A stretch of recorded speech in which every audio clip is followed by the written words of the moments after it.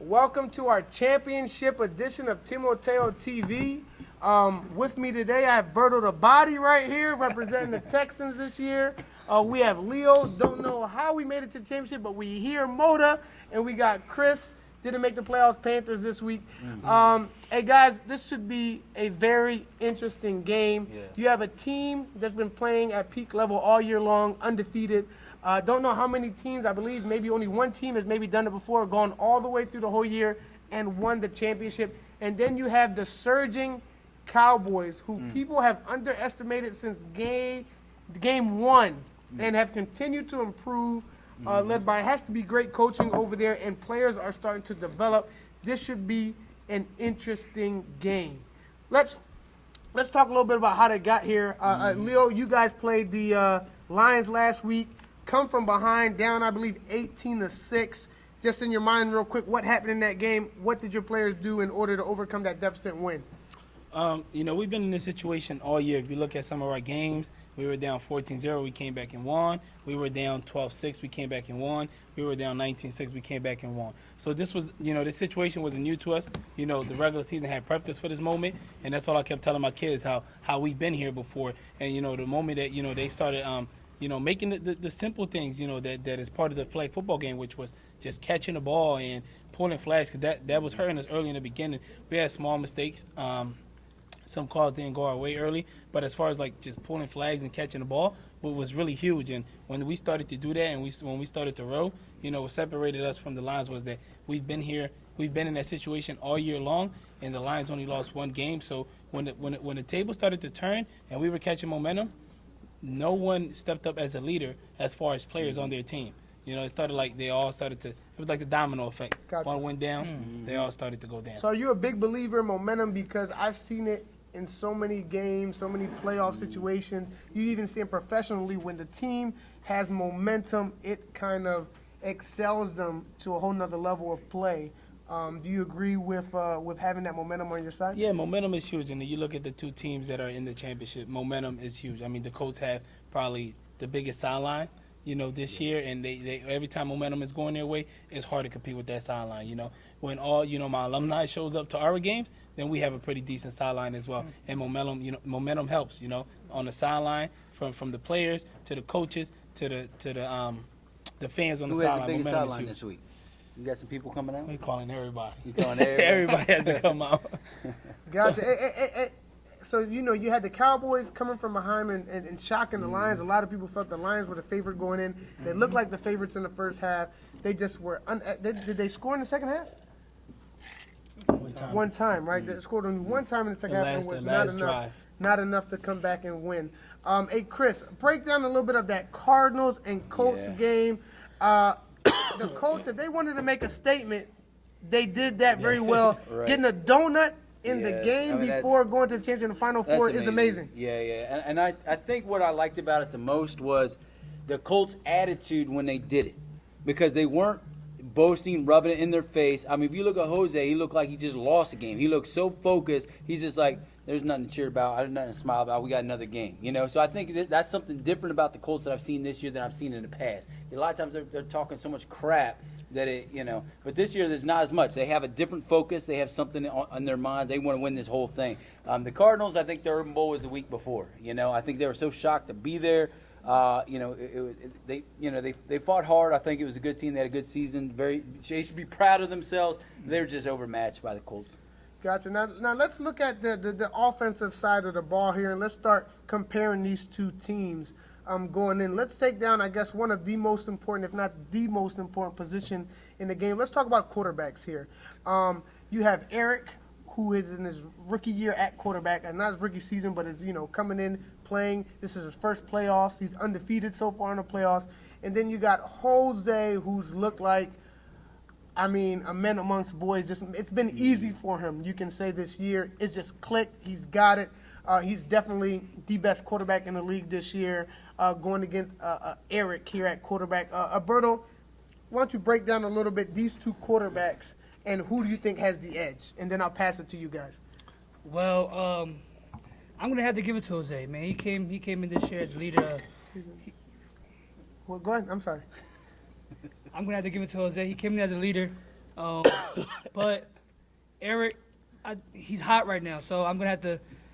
I don't know, man. Eric's too hot right now. I think he gonna throw some touchdowns. He might have some times that he gonna be hard against the Colts, but he gonna come in, score, and take this W. So you're giving the edge at quarterback to Eric, Yes. the rookie quarterback. Wow, Yep. you have a lot of faith in him. Eric, one thing that I can say is it's almost like he has ice in his veins. To be down and not give up, I didn't see him flustering D'Angelo much on the Russell. sideline. It seems like his confidence is built and his attitude-wise, he has overcome some of them issues early on where he kind of looked, a little desperate or whatnot, just his attitude kind of throwing him off.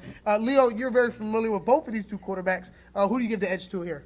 I mean, well, you have to give Hose the edge. I mean, he's playing unbelievable. They just went up 31-0. He looks like he's not even sweating when he's back there at quarterback.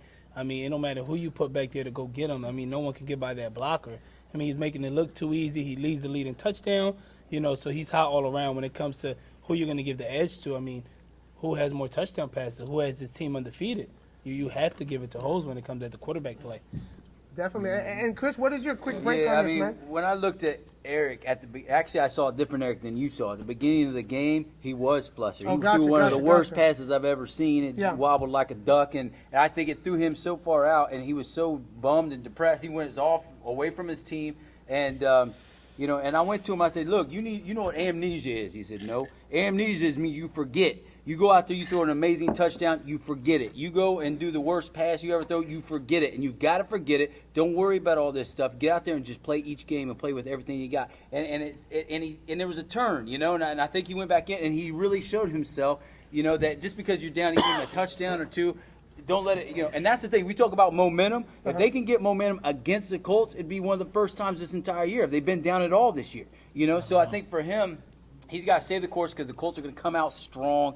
But to see, I think Eric's been one of the most improved players in the league this year. Jose, though, on a different level. I mean, this dude, this is the first time I've really seen him really step up as a leader. I mean, he's really matured this year. He's a great guy, and I really like what he's brought to the Colts. The Colts' attitudes are much better.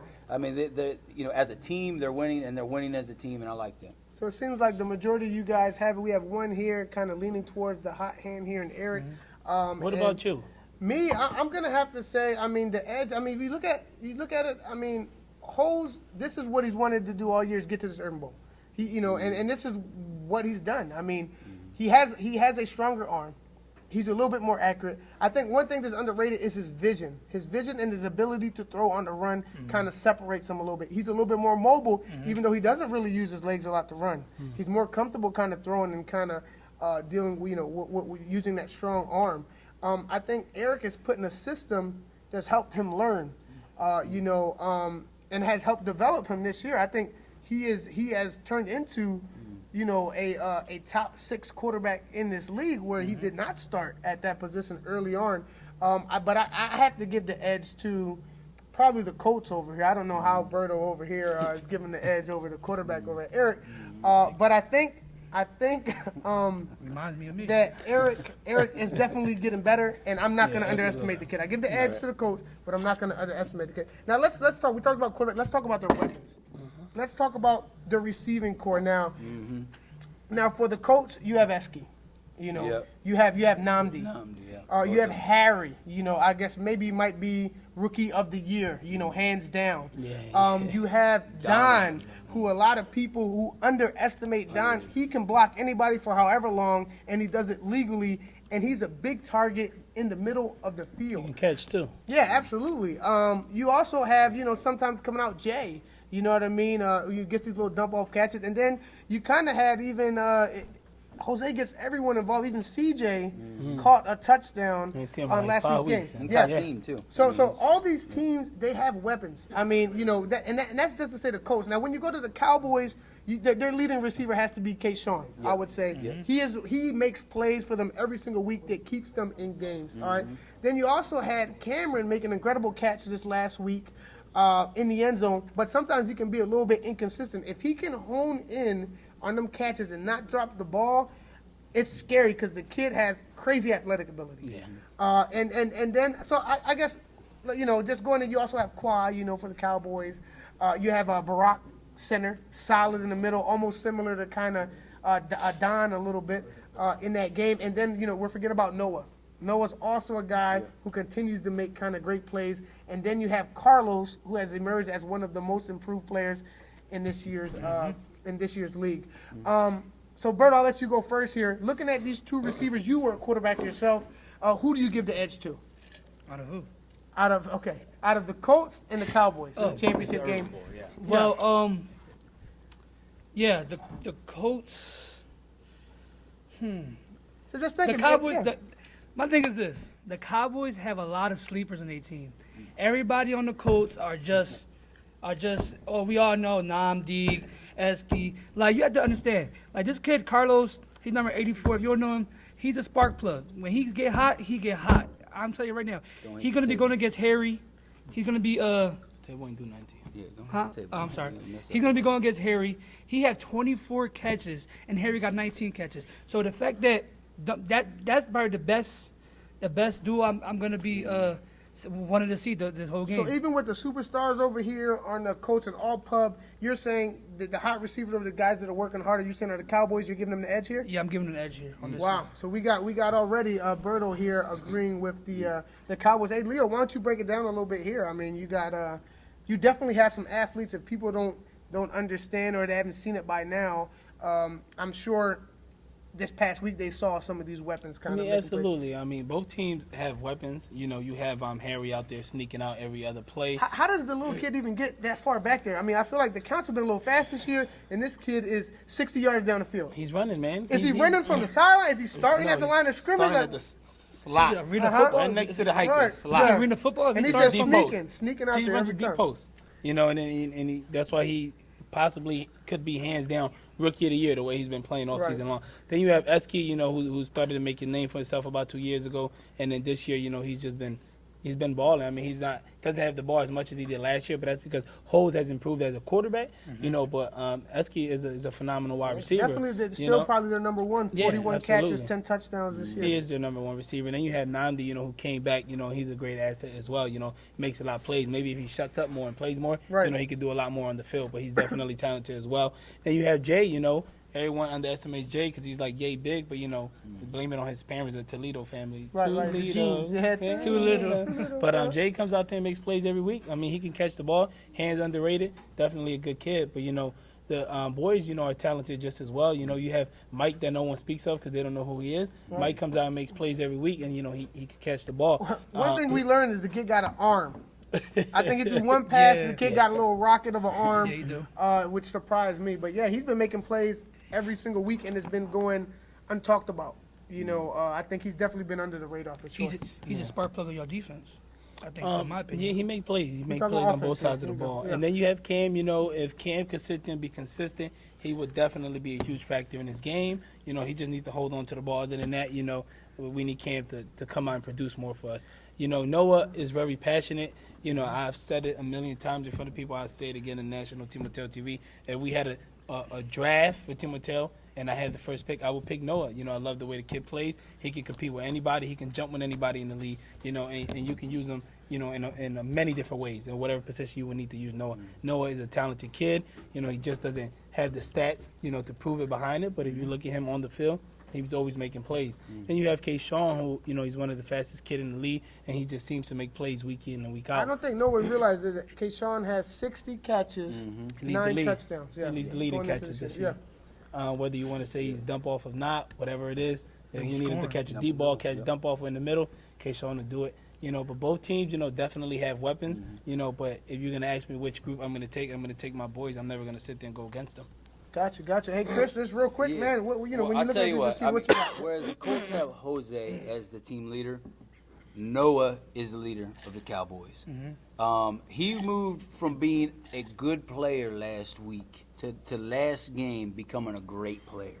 If you see watch tape of how they played him, and at the end of the game, he became the quarterback. He became everything. I mean, the plays were geared towards him, and I really, you know, I looked at his stats, and they don't jump out at you. They don't. But I'm telling you, he's going to be an exciting player next year to watch. Because, I mean, just to see how he moved in leadership this past week, I'm really excited to see how he's grown and matured as a young man, too. And I think that he's bringing it to bringing it to the field. I'm excited to see him this year and next year. I mean, if this is a rebuild, I don't know what you're going to do next year. I mean, this is insane. But overall, yeah, I mean, both sides have great receivers, really. I mean, if you look at them, they have multiple touchdowns, multiple receivers.